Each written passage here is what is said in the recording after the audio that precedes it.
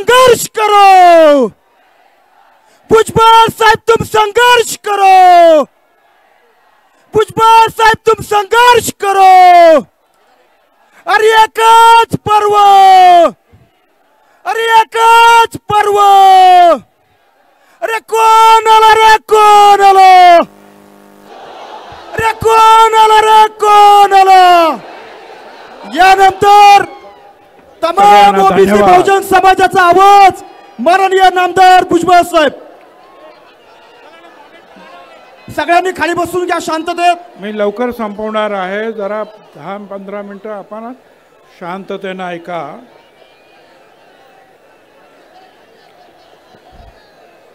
सर्वप्रथम मी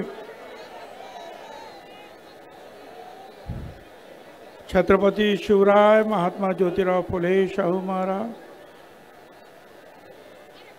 डॉक्टर बाबासाहेब आंबेडकर अहिल्याबाई होळकर यांना वंदन करतो। या आपल्या ओबीसी एल्गार सभेसाठी या सभामंचावर आले असलेले आणि आतापर्यंत ज्यांची आपण तडफदार भाषणं ऐकली असे धनंजयराव मुंडे, प्रकाश शेंडगे, आमदार गोपीचंद पडळकर, आमदार मनोज कायंदे, पंकज समीर, लक्ष्मणराव गायकवाड, शबीर अन्सारी, प्राध्यापक लक्ष्मण हाके, माजी आमदार संजय दौंड, तोताराम कायंदे, राजारामजी पाटील, मनोहर धोंडे, सत्संग मुंडे, बापू भुजबळ, नवनाथ वाघमारे, ईश्वर बालबुते, पीटी चव्हाण, राजेंद्र महाडोळे, संभाजी झुंजार, सुदर्शन घेरडे, माझ्या इतर सर्व नेते, माझ्या बांधवांनो, भगिनी आणि मातांनो, खरं म्हणजे राज्यामध्ये अतिवृष्टी झालेली आहे, प्रचंड महापूर आले। असं असताना सुद्धा तुम्ही सगळे इथे आलात ओबीसीची वज्रमूठ दाखवण्यासाठी, त्यासाठी आपल्याला लाख लाख धन्यवाद। मित्रांनो, दिवाळी तर आली, दिवाळीतला सगळ्यांना शुभेच्छा, पण कशा देऊ मी शुभेच्छा? 15 आमच्या ओबीसीचे आमचे लोक त्यांनी आत्महत्या केली का? तर आमच्या ओबीसीचं आरक्षण संपलं म्हणून। कशी दिवाळी साजरी करायची आम्ही? माझी आपणाला विनंती आहे, आपण सगळ्यांनी लक्षात घ्या, मराठा समाजाला आमचा विरोध नाही। मगाशीच सांगितलं धनंजयराव मुंडेंनी, मराठा समाज आणि आमच्यामध्ये अंतर पडलं, असंच बोले ना। अरे हे अंतर ह्या अंतरवालीच्या दरिंदे पाटलामुळे पडलं।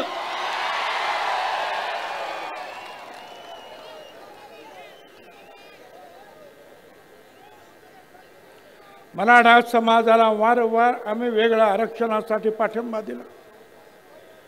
मराठा समाजाच्या 58 मोर्चे निघाले, गुजरातमध्ये निघाले पाटीदार पटेल, पुढे राजस्थानात गुर्जर, हरियाणामध्ये जाट मोर्चे निघाले की आम्हाला सुद्धा आरक्षण पाहिजे। आणि मग मोदी साहेबांनी EWS आणलं आणि सांगितलं की काही घटक जे आहे ते शिक्षणात कदाचित मागे आहेत, आर्थिक दृष्टीने मागे आहेत, पण सामाजिक दृष्टीने मागे नाहीत, म्हणून त्यांना रिझर्वेशनमध्ये जागा देता येत नाही। आणि म्हणून हा 10% EWS आणला। मगाशी ज्यांनी सांगितलं आमच्या सगळ्या एका EWS मध्ये 10 मध्ये 8 मराठा समाजाचे लोक निवडून आले होते। बघा, 100% मधले 10%तले 8% एकच समाज, तरी सुद्धा म्हणाले आम्हाला मराठा समाजाला आरक्षण पाहिजे। आम्ही म्हटलं मग द्या। आता 10% आरक्षण दिलं मराठा समाजाला, आता म्हणतात मला ओबीसीच पाहिजे, आणि कोण म्हणतंय ज्याचा काही अभ्यास नाही, ज्याला आरक्षण कशात, अरे आरक्षण सामाजिक दृष्ट्या जे मागास आहे त्यांच्यासाठी आरक्षण आहे. आरक्षण गरिबी हटावचा कार्यक्रम नाही.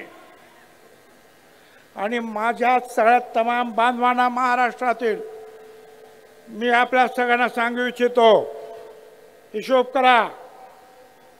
54% ओबीसी, 374 जाती, 54%, 13% दलित बांधव, 7% आदिवासी, 74% झाले. 3% ब्राह्मण, 77% झाले. त्याच्यानंतर मुस्लिम, आणि मग जे शिल्लक राहतात ते किती ते मोजा, ते मराठा समाज. पण काय 60% आम्ही, 50% आम्ही, 5 कोटी मुंबईत आणणार. अरे 5 कोटी आणले की 10-15 हजार माणसं आणली, आणि सरकारने जरा नरमाईनं घेतलं म्हणून तुमची दादागिरी झाली. जर पोलिसांना सांगितलं असतं ना यांना जरा बरोबर कामाला लावा, तर एक रात्र थांबायला पाहिजे होतो. एक रात्र सगळा रस्ता तर पोलिसांनी मुंबईच्या साफ करून टाकला होता. आणि हे कोण होते हो? मराठा समाजाचे लोक नाहीत, मराठा समाजाला विरोध नाहीत. हे फक्त या त्याचे दारूवाले, वाळू चोर यांनी आणलेले लोक,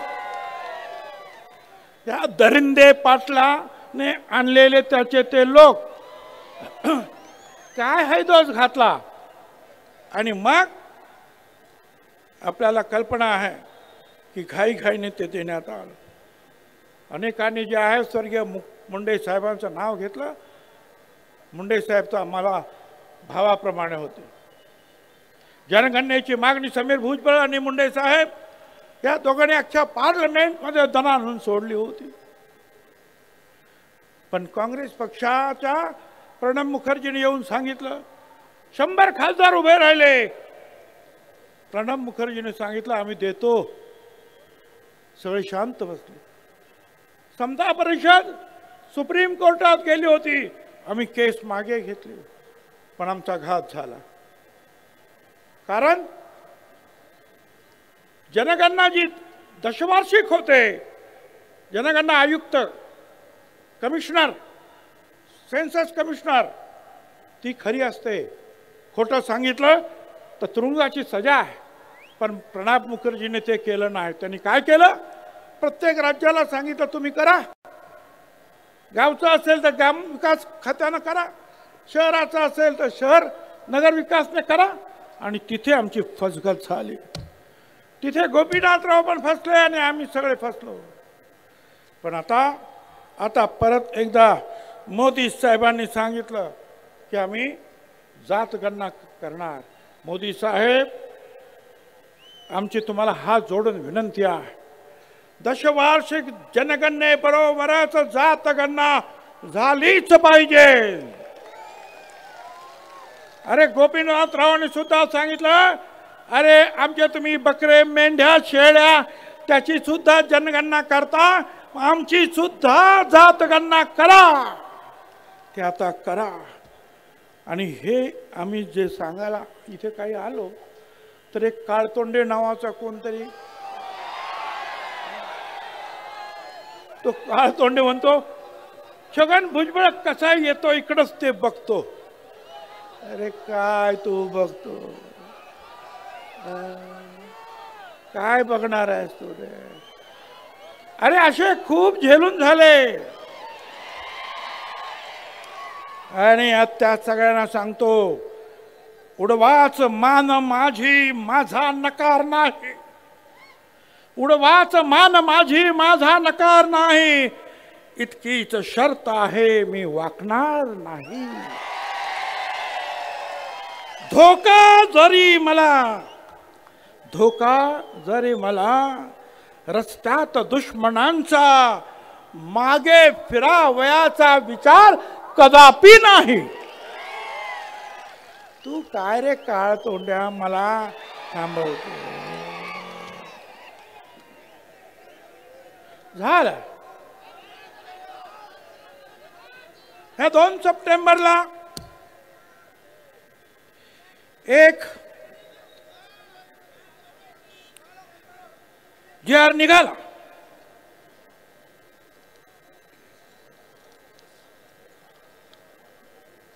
जी.आर. निघाला. आम्ही कोर्टात गेलो. सोनार समाज, नाभिक समाज, कुणबी सेना, माळी महासंघ, समता परिषद, मोठे आमचे वकील उभे आहेत. माझी खात्री आहे आम्हाला न्याय मिळाल्याशिवाय राहणार नाही. पण आम्ही दुहेरी लढाई लढणार आहोत. एक तर न्यायदेवतेकडे आणि दुसरा जो आहे रस्ता तर आमच्याच बापाचा आहे, लक्षात ठेवा. काय तुम्ही सांगता? मला सांगता तुम्ही येऊ नका. आणि मगाशी सांगितलं, मला वाटतं हाक्याने सांगितलं, तो विखे कसा काय आला? विखे आला आणि सगळ्या महाराष्ट्रामध्ये विखार पसरवून गेला. बरं गेला तर गेला. ते जे काही तुमचं हे आहे ना, जी.आर. काढला, हा माझ्याकडे बघायचं तर बघून घ्या. हा हे प्रमाणपत्र आहे जातीचं.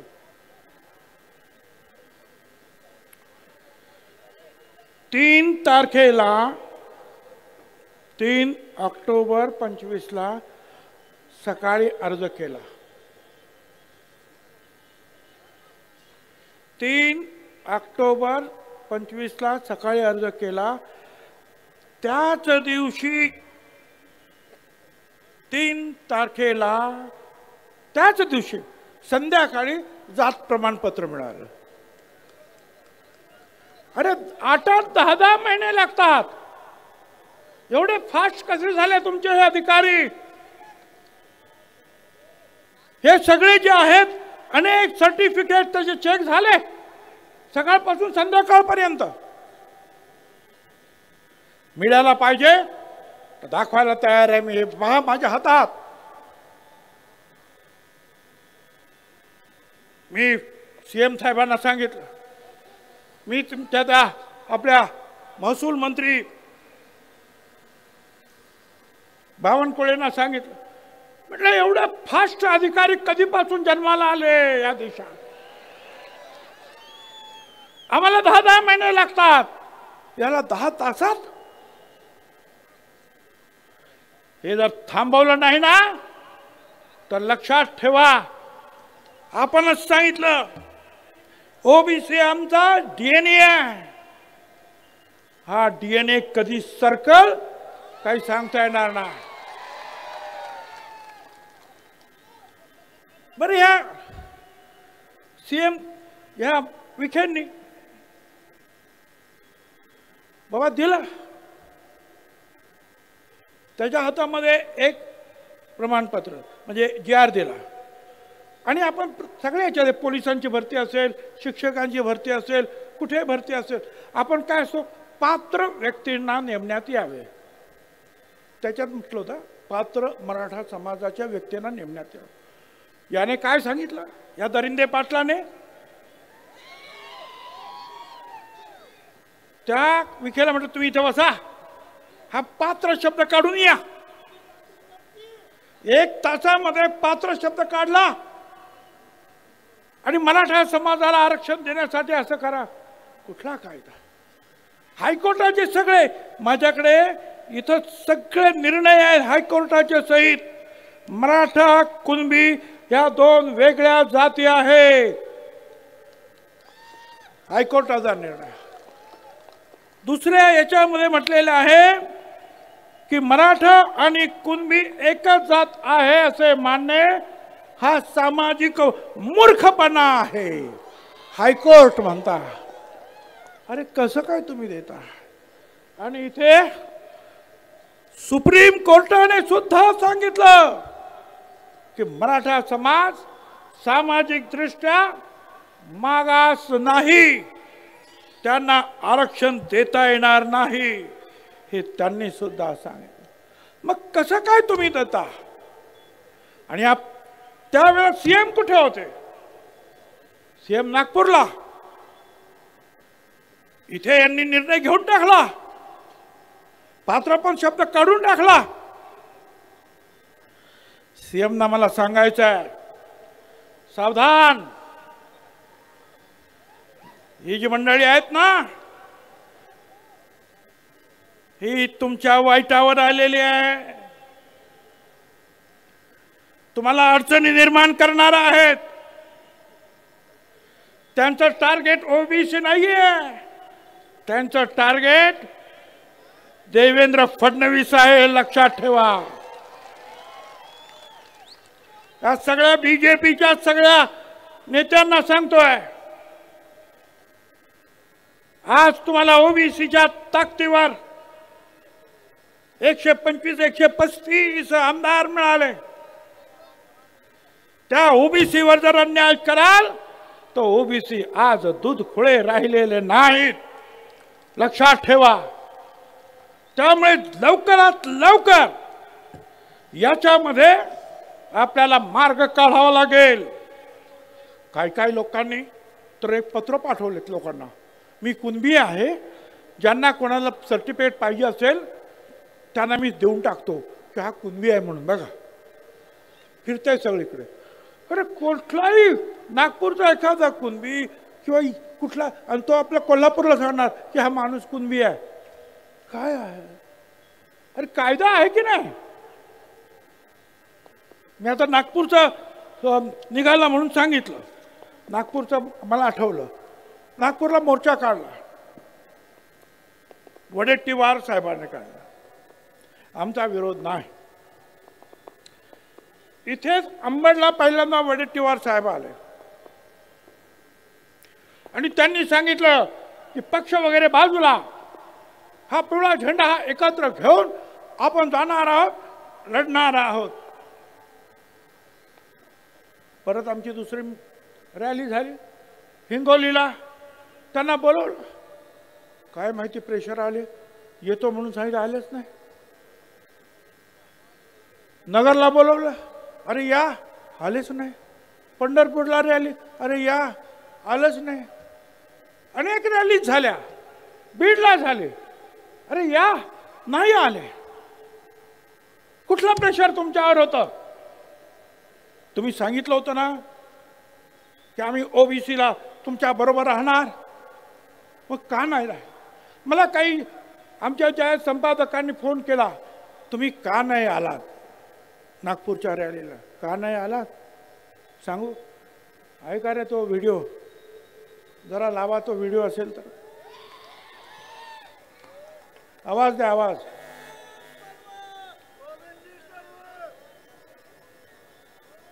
अरे आवाज आहे का नाही त्याला? मला ओबीसी. जय शिवराय भावांनो. तर काँग्रेसचे आपले वडेट्टीवार काका कसे डबल ढोलकी ते बघायचंय का? बघायचंय? गाण्या लावरे तो व्हिडिओ. मी आजही जोरदार सांगतो आपल्याला, मला ओबीसीतून या, कारण हा निजामच्या वेळेस मराठवाड्यातला कुणबी समाज, मराठा समाज हा ओबीसी होता, हे मला माहित आहे. हे मला माहित आहे. पण 2 महिन्यापूर्वी जो मिटिंग घेतली, 2 महिन्यापूर्वी, 3 महिन्या 4 महिन्याच्या पूर्वी मुख्यमंत्र्यांच्या उपस्थितीमध्ये जी बैठक झाली आणि त्या बैठकीमधला मसुदा काय ठरला, त्याचा पीओआर काय ठरला, टर्म ऑफ रेफरन्स काय ठरला, की ज्या वेळेस तुमची मागणी आली की कुणबी म्हणून ओबीसीना, ओबीसीना आरक्षण देण्याची, त्यावेळेस जे दाखले मागितले गेले, त्यावेळेसचे पुरावे मागितले गेले, त्यावेळेस कोणी मागितले? त्यावेळेस कमिशनरला त्याचं अध्यक्ष केलं गेलं, पण ते मीटिंग एकही झाली नाही. 4 महिन्यात एकही मीटिंग झाली नाही, हे आपल्या सगळ्यांना माहित आहे. माझी इच्छा आहे, माझी भूमिका मी मांडण्यासाठी आलो, एक ओबीसीचा नेता म्हणून, विरोधी पक्षाचा नेता म्हणून, एक काँग्रेस कार्यकर्ता म्हणून माझी भूमिका आहे. तुम्हा सगळ्यांना, मराठा सगळ्या समाजाच्या विशेष करून या मराठवाड्यातील जो निजामाच्या काळात कुणबी म्हणून होते, तुम्ही घेतला नाही, विदर्भातल्या लोकांनी घेतला, त्याचा आनंद घेतला, त्याचा म्हणजे आरक्षणाचा फायदा घेतला, तुम्ही घेतला नाही. आणि आजही आमची भूमिका आहे की महाराष्ट्रातील ओबीसी समाजांना, आपल्या मराठा समाजांना ओबीसीतून आरक्षण द्या, ही माझी भूमिका आहे. परत ऐकायचंय, मराठा समाजाला ओबीसीतून आरक्षण द्या म्हणताय. आता याचं काय सांगायचं आहे?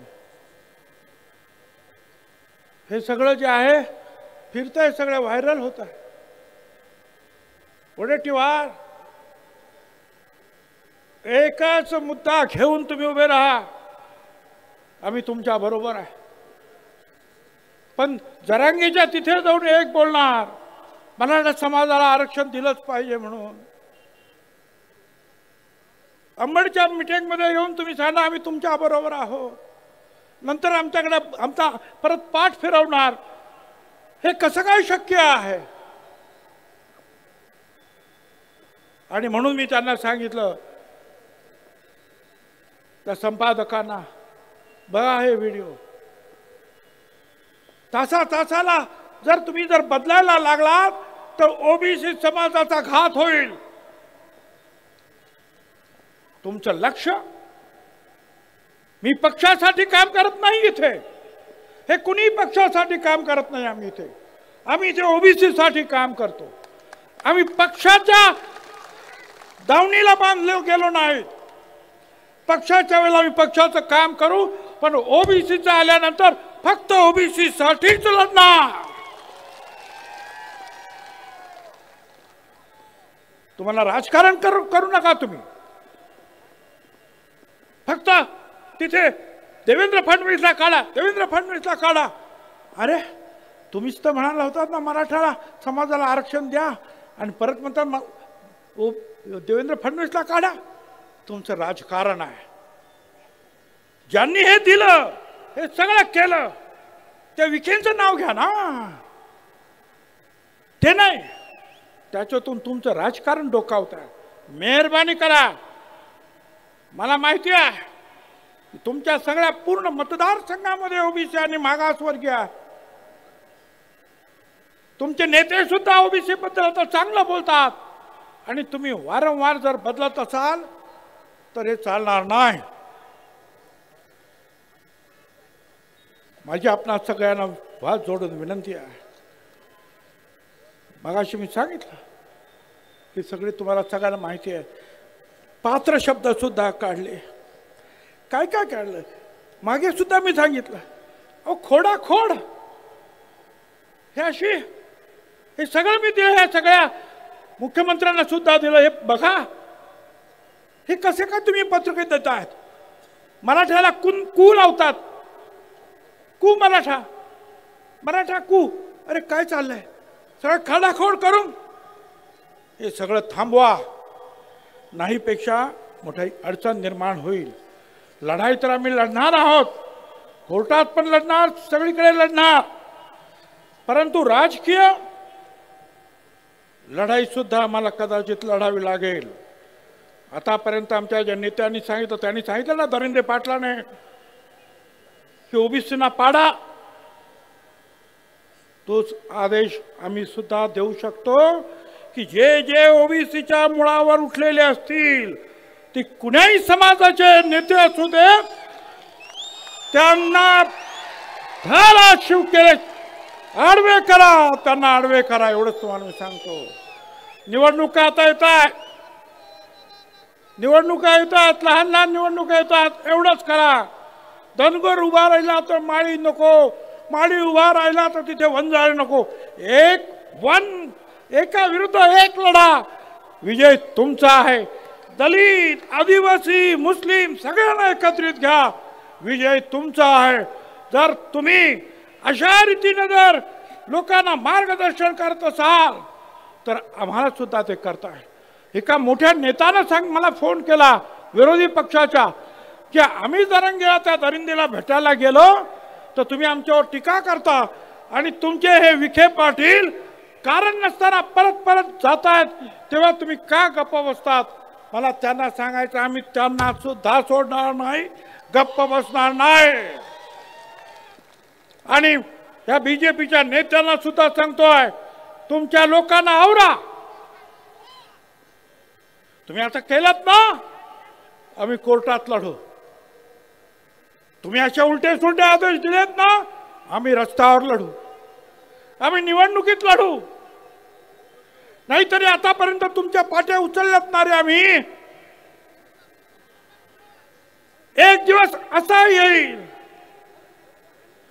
की आमचा हा गोर गरीब ओबीसी भटका विमुक्त हा सुद्धा पालखीत बसेल आणि तुम्हाला सतरंजा उठवायला लावल्याशिवाय राहणार नाही. हे तुम्ही केलात, हे ओढवून आणलं हे संकट.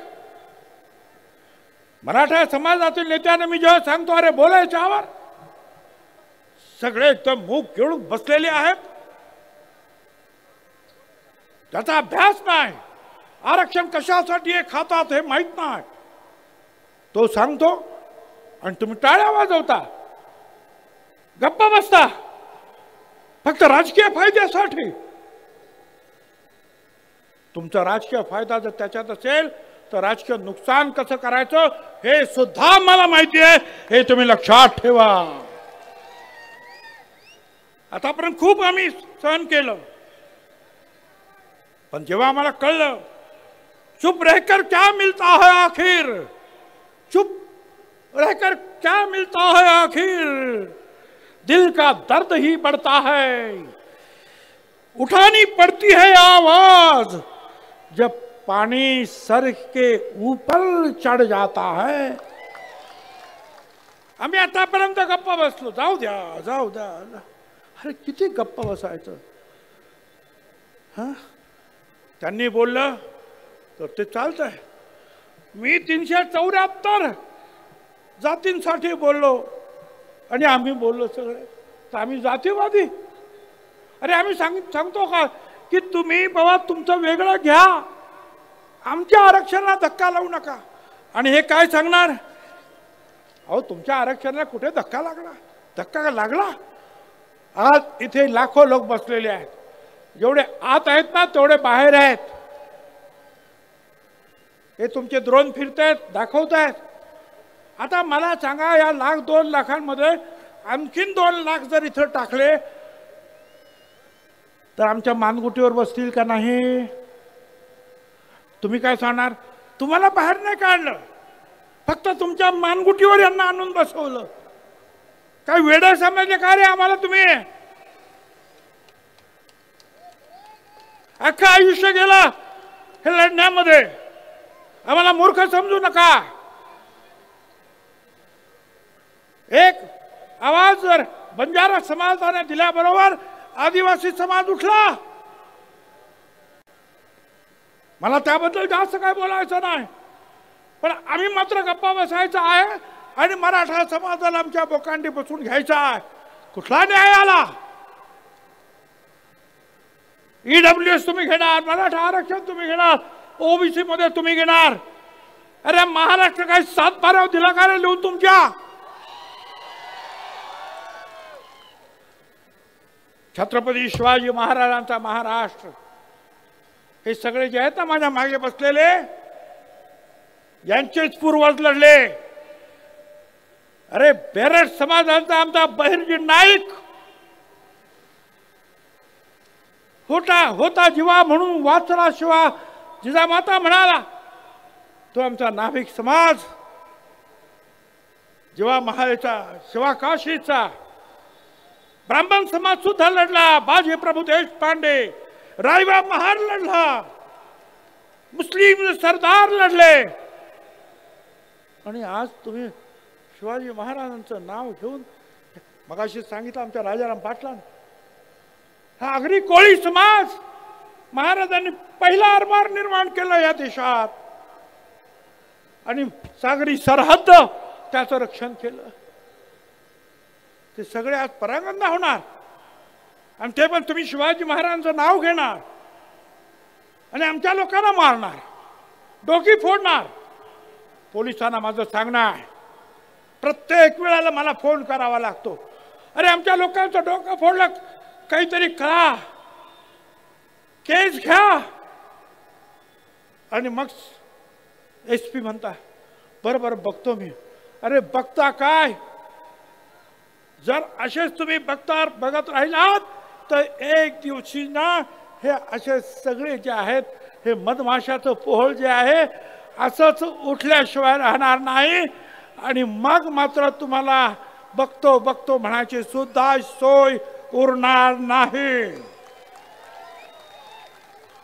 एकाला सुद्धा धक्का लागता कामा नये. गावातील सामान्य माणसाचं जरा सुद्धा नुकसान होता कामा नये. जाळपोळ होता कामा नये. ताबडतोब पोलिसांनी कारवाई केली पाहिजे. पोलिसांनी कारवाई करायला लागल्यानंतर काय होतं हे मला माहिती आहे. मी सांभाळलं ते डिपार्टमेंट. पण बघून सुद्धा जर न बघितल्यासारखं जर केलं तर मी तुम्हाला सांगतो शेकडो हजारोच्या संख्येनं ना त्या पोलीस स्टेशनला त्या SP च्या ऑफिसला जा. बसा तिथं म्हणा मारा मला काय मारायचं पण हा बाबासाहेब आंबेडकरांनी जे संविधान लिहिलं तो न्याय मिळाल्याशिवाय आम्ही राहणार नाही. मी तुम्हाला त्यांना एकच सांगतो या सगळ्यांना कुछ देर की खामोशी है. या सगळ्यांना सांगतोय मी. त्या दरिंदेला पण सांगतो आणि बाकीच्यांना पण सांगतो. कुछ देर की खामोशी है फिर शोर आएगा. तुम्हारा सिर्फ वक्त आया है. तुम्हारा सिर्फ वक्त आया है. हमारा दौर था और वो दौर फिर से आएगा. ध्यान में रखो ये हमारा दौर था. स्वराज्यापासून आम्ही लढलो आणि आता सुद्धा ह्या गोर गरिबांच्या मागासवर्गीयांच्या हक्कासाठी आज एक वज्रमूठ इथे वळली गेलेली आहे. आमचा धनंजय त्या दिवशी म्हणाला त्या काय नाव तटकरेना मला काहीतरी काम द्या. मला कोणीतरी सांगितलं धनंजय असं म्हणाला. मी धनंजयला म्हणालो अरे बाकीचं तर काम मी तुला देऊ शकत नाही पण हे गोर गरीब लाखो लोक आशेनं बघतायत. गोपीनाथराव मुंड्यांचे तुम्ही वारसदार. हे काम तुम्ही घ्या. हे काम मोठं आहे रे. या खुर्च्या ज्या आहेत ना मंत्रीपदाच्या आमदारकीच्या वळवावरचं पाणी आहे. पण गोपीनाथराव मुंडेंसारखा सगळ्यांच्या हृदयात तुम्ही सुद्धा जाऊन बसू शकता. फक्त या गोरगरिबांचे अश्रू पुसण्यासाठी त्यांचं रक्षण करण्यासाठी छातीची ढाल करून पुढे या. तुमच्या पाठीमागे तमाम महाराष्ट्र आल्याशिवाय राहणार नाही. आज हा सगळा माधव एकत्र झाला आणि त्याच्या पुढेही माधव म्हणजे माळी धनगर वंजारी. आता परत त्याच्या पुढे आणखी माधव राव लावला. म्हणजे काय काय कोणी सांगितलं आपल्या धनंजय मुंडे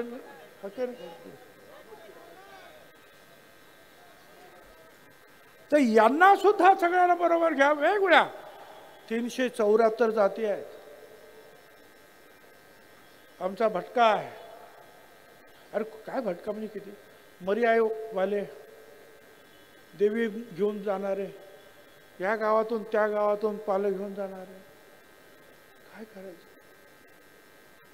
कोण कुंभार आहे कोण सुतार आहे कोण नाभिक आहे आणि तुम्ही सांगणार यांच्यावर बहिष्कार टाका. मला सांगा जर आता ह्या सगळ्यांनी जर ठरवलं की त्यांनी आमच्यावर बहिष्कार टाकला आणि यांनी त्यांच्यावर बहिष्कार टाकलं तर कुणाचं गाडं अडल सांगा बघू. कुणाचं गाडं अडल. अरे हीच माणसं आहेत कष्टकरी. हीच माणसं आहेत या महाराष्ट्राच्या मातीमध्ये काळ्या आईची सेवा करणार तमाम जनतेची सेवा करणारी हीच माणसं आहे गोरगरिबांची. त्यांच्यावर तुम्ही बहिष्कार टाकणार आणि यांनी जर बहिष्काराची भाषा केली तर किती अडचणीत होईल.